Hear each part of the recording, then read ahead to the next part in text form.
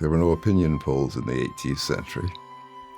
And therefore, we only can collect the impressions of George Washington from the records people have left and from the events that transpired.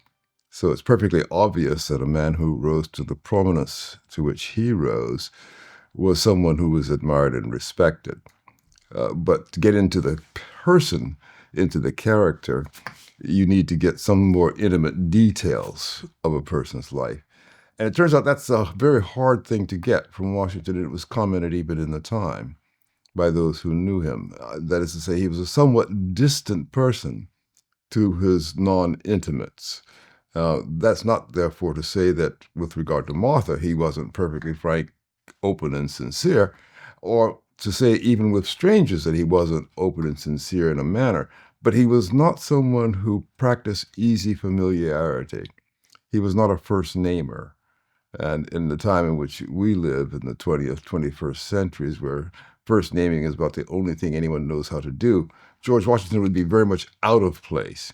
George Washington, more than anything else, was someone who was what would have been called in olden times punctilious, that it really mattered to him that you do things correctly. And he had no illusions about people being perfect. He didn't think he himself was perfect. But he think everyone owed to exert themselves to the greatest extent to be correct. And being socially correct and being morally correct are not so very far apart. And that's the best way to think about George Washington. He wanted to be both socially and morally correct. And this is certainly evidence in his evolving understanding of the relationship with slavery and the need to separate himself from it eventually. It was also apparent, it seems to me, in the progress of his career, which has often been misinterpreted.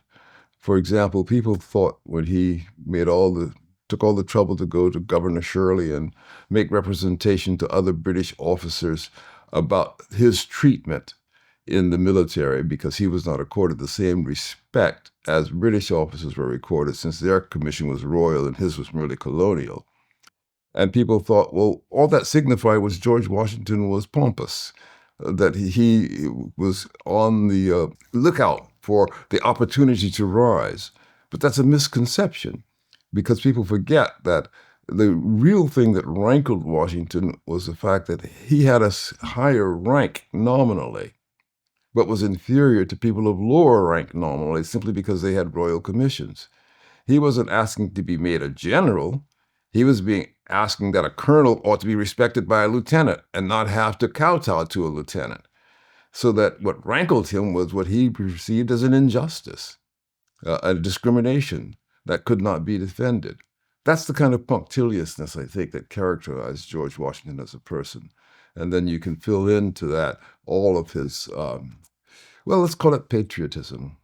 It has been famously said of George Washington, he was the one man who was a patriot when there was no country to be patriotic for, before there was a country.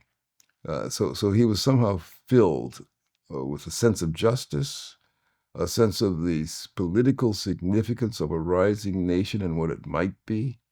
And having all of that somehow wrapped up in his person, which he himself summarizes at the close of his farewell address in 1796, when he says to the people of the United States, and never forget, he had made that address to the people of the United States. And that may not seem significant, but this is a digression, but put it in the context of what he said in 1783, when he sent his circular letter to the governors of the 13 states.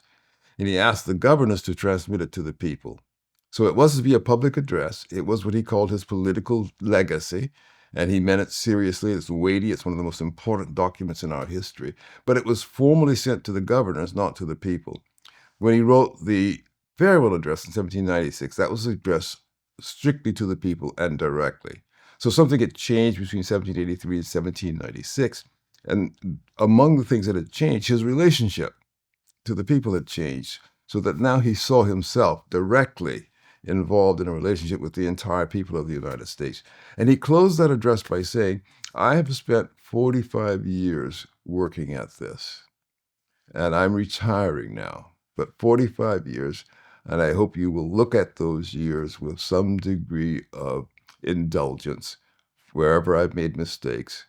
And tacitly, he was saying, I hope you'll look at them with appreciation for the devotion I have shown. Well, I think that was the person. He was devoted in ways that are almost inconceivable to the rest of us.